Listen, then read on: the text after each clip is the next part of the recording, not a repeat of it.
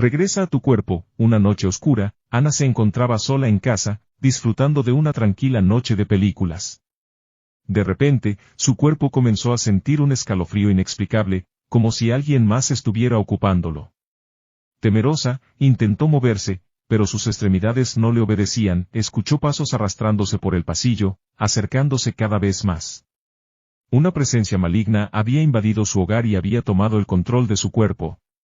Trató desesperadamente de luchar contra ello, pero era inútil. Viendo a través de los ojos de su propio cuerpo, Ana se horrorizó al ver su reflejo en el espejo. Una sonrisa perversa se había dibujado en su propio rostro, sus ojos reflejaban la maldad de aquella entidad que ahora poseía su ser. Desesperada, luchó en silencio, rogando por volver a su cuerpo y expulsar a aquel ser maligno.